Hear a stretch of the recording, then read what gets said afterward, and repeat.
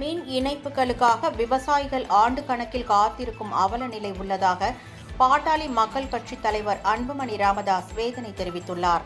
இது தொடர்பாக அவர் வெளியிட்டுள்ள அறிக்கையில் 4 லட்சத்திற்கும் கூடுதலான விவசாயிகள் மின் இணைப்பிற்காக விண்ணப்பித்து ஆண்டு கணக்கில் காத்திருக்கும் நிலையில் அவர்களுக்கு மின் இணைப்பு வழங்க எவ்வித நடவடிக்கையும் எடுக்காமல் தமிழக அரசு காலம் தாழ்த்துவது கண்டிக்கத்தக்கது என தெரிவித்துள்ளார்.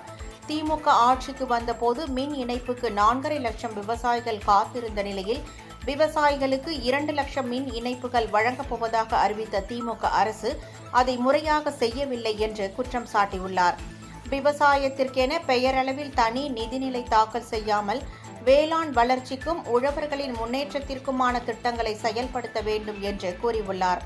ஆனால் உழவர்களின் நலன்கள் தொடர்பாக திமுக அரசு அளித்த வாக்குறுதிகளில் 5% கூட நிறைவேற்றப்படவில்லை என்றும் அதனால் கடந்த 4.5 ஆண்டுகளாக தங்களுக்கு துரோகம் செய்து வரும் திமுக அரசுக்கு உழவர்கள் மறக்க முடியாத பாடம் புகட்டுவார்கள் என்று அந்த அறிக்கையில் தெரிவித்துள்ளார்.